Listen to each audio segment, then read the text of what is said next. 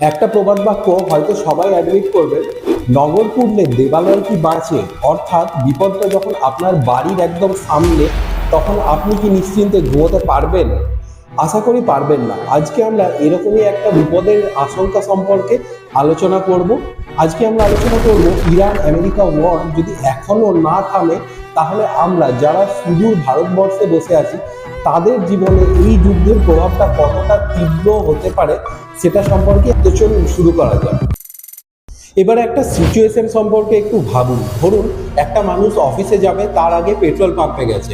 যে তেলটা কালকে অবধি 100 টাকায় পাওয়া যেত, আজকে সেটার দাম দ্বিগুণ হয়ে গেছে।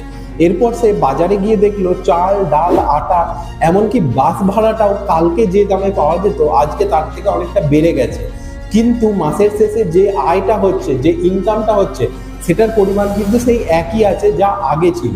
সবচেয়ে ভয়ঙ্কর ব্যাপারটা কিন্তু শুরু হয় এখান থেকেই, কারণ আমরা সবাই জানি যে কোনো যুদ্ধের মূল প্রভাবটা কিন্তু পড়ে মিডিল ক্লাস ফ্যামিলির ওপর, যারা ইএমআই দেয়, যারা সংসার খরচটা ভেবে চিন্তে করে, যারা মাসের শেষে চিন্তা করে স্কুল ফিজ, মানে বাচ্চাদের স্কুল ফিজটা কিভাবে ভরবে, এই সমস্ত বিষয় নিয়ে তাদের উপরই সব থেকে বেশি চাপ পড়ে এই যুদ্ধগুলো।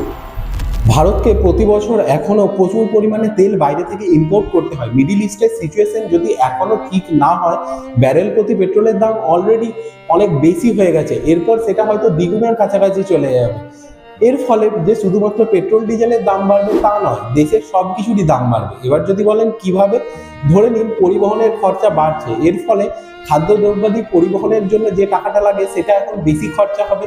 এর ফলে খাদ্যদ্রব্যের দাম বাড়বে।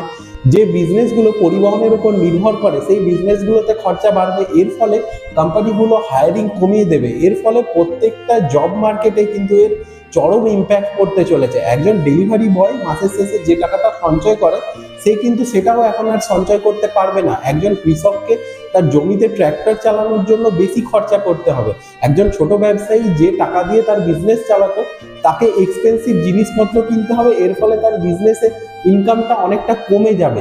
এই চরম ইম্প্যাক্টগুলো আর চরম পেইনফুল পয়েন্টসগুলো আমরা সবসময় মিডিয়াতে বা অন্যান্য চ্যানেলসে দেখতে পাই না, কিন্তু এই ব্যাপারগুলো সমগ্র ভারতবাসী নিজের জীবন দিয়ে অনুভব করবে যদি এই যুদ্ধটা আরো সদূর প্রসারী হয়। তবে হ্যাঁ, এই যুদ্ধটাকে থামানো বা এই যুদ্ধটাকে প্রভাবিত করার সমস্ত ক্ষমতা হয়তো আমাদের হাতে নেই, কিন্তু এই পরিস্থিতিটার থেকে মোকাবিলা করতে হলে আমাদেরকে একত্রিত থাকতে হবে।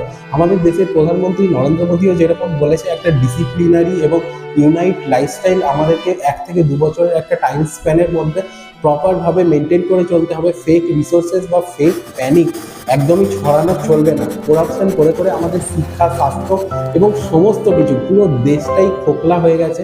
এবার আমাদেরকে যদি সেখান থেকে রিভাইভ করতে হয়, আমাদেরকে যদি এই সব সিচুয়েশনগুলো মেনটেন করতে হয়, তাহলে কিন্তু আমাদের এই ইউথ সমাজকে এবং তার সাথে সাথে প্রতিটা ভারতবর্ষের নাগরিককে আরও বেশি ইউনাইট এবং ডিসিপ্লিনারি একটা লাইফস্টাইল কিন্তু মেনটেন করা খুবই জরুরি। কারণ যুদ্ধটা শুধুমাত্র বর্ডারে হয় না, যুদ্ধটা আমাদের মান্থলি বাজেটে, আমাদের কিচেনে, বিশেষ করে মিডিল ক্লাস পরিবারগুলোতেও সমানভাবে প্রভাব ফেলে বা সমানভাবে চলতে থাকে। একটা কথা পরিষ্কারভাবে বলে দিই, এই ভিডিওটা আমি কোনো পক্ষকে সাপোর্ট বা হেট করার জন্য বানাচ্ছি না, কারণ যে কোনো যুদ্ধের প্রভাব কিন্তু একজন সাধারণ মানুষের ওপরই পড়ে।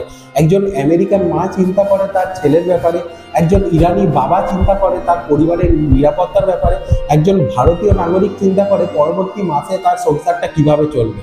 তাই আশা করা যায় এবং ভগবানের কাছে প্রার্থনা করা যায় যেন এই যুদ্ধটা খুব তাড়াতাড়ি থেমে যায়। তা না হলে এর চরম প্রভাবগুলো যেমন ভারতীয় বাজার, চাকরি বাকরি এবং সমস্ত জায়গায় সমস্ত মানুষের জীবনে চরমভাবে ক্ষতি করতে চলেছে, এবং আমরা তথা পুরো পৃথিবী এই পেনটা চরমভাবে অনুভব করবে।